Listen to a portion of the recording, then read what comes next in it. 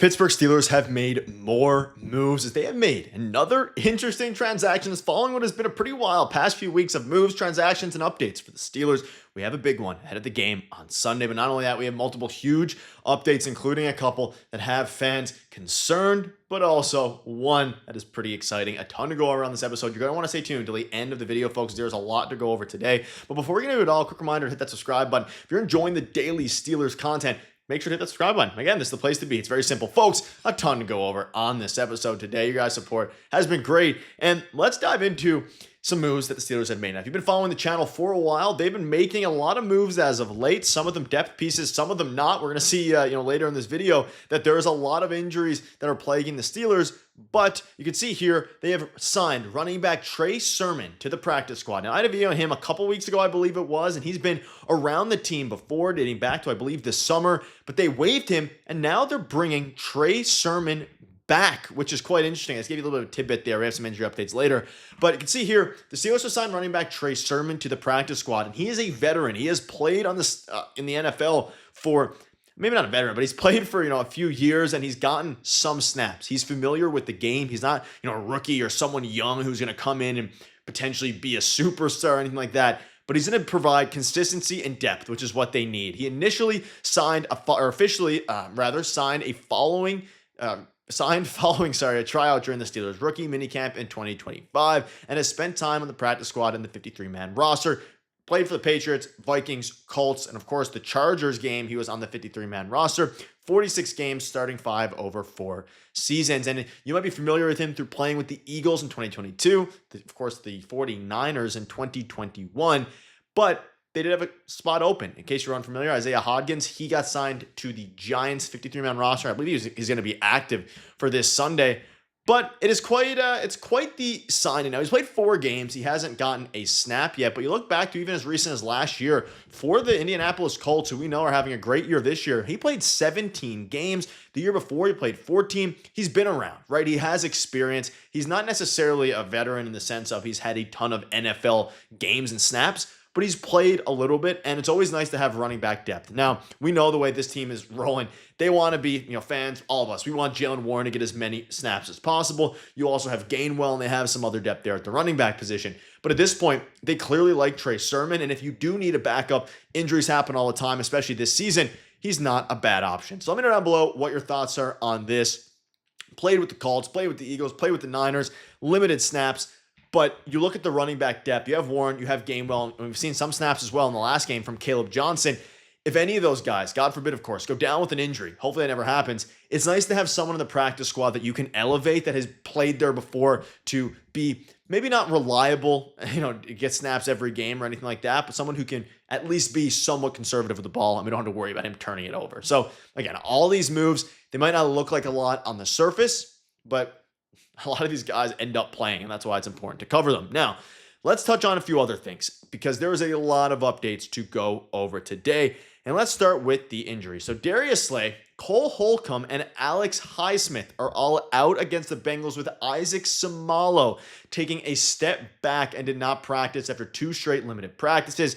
He is questionable. Now, this is not good news at all because if you saw my video yesterday, of course, it was assumed that Darius Slay wasn't going to clear concussion protocols by the time, practice came today or by Sunday. Cole Holcomb, kind of expected as well. Highsmith being out is a very unfortunate turn of events. He was on fire. He has been one of the best players, period, on the Steelers over the past few weeks. And for him to be out now is sad. It's really sad, and it's just pretty dang rough, quite frankly. But what that means and the implications it has going forward is, of course, with all these guys out, with Highsmith out, you have Nick Herbig manning the spot across and TJ Watt. And, of course, you have James Pierre starting at cornerback instead of Darius Slay, which is interesting now because, of course, with Asante Samuel on the team, you're going to have to, see what happens there. He's not in line to start. It's going to be James Pierre. And, of course, it's going to be Joey Porter Jr., who has had some decent games. Of course, he needs to not get PIs like he's done all year.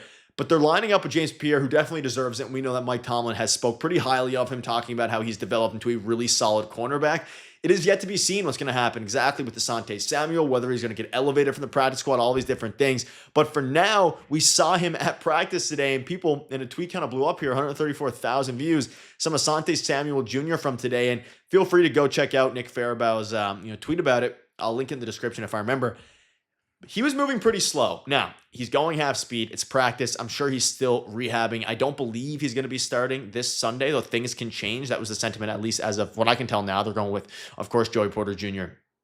and the other one. But, I mean, half speed is James Pierre, sorry. But, I mean, let me know, like, do you guys take, and leave in the comments you made it this far, do you guys take a lot of what's being shown out there in practice as anything that can translate into the game? Because we know at times, like, I mean, we saw different, you see different footage. You see some guys who look really good in the summer, look really good at practice, then do really bad in games. I'm not taking a ton off this. He's coming off a pretty big spinal fusion surgery. I mean, there was footage of Brock Purdy who's returning this Sunday throwing, muffins and people in practice, and people were like calling him out for it. It's practice. I don't want to take too much away from it, especially for a guy who's coming back from an injury. Now, speaking of course, a few different things here. Let's look at first the depth chart for the game. Now, I briefly showed you guys this earlier. Of course, the biggest thing to keep an eye out on here is how the run game is going to work, but getting DK Metcalf involved, because Calvin Austin, as a WR2, hasn't been able to open up a ton of space for DK Metcalf, but they haven't really been looking at him specifically, at least on that front. And you can see there the third-string quarterback, Will Heyward, he's officially been activated, and Will spoke out on the activation and said it's a blessing. I'm really thankful that they made the decision to activate me,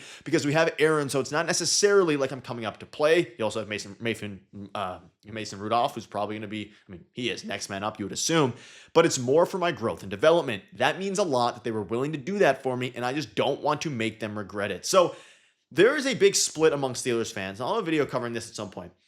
Do you guys think they should go out and, let's assume at the end of the year, Aaron Rodgers retires or he doesn't want to return to the Steelers? Do they go with, try to re-sign Mason Rudolph and have him play?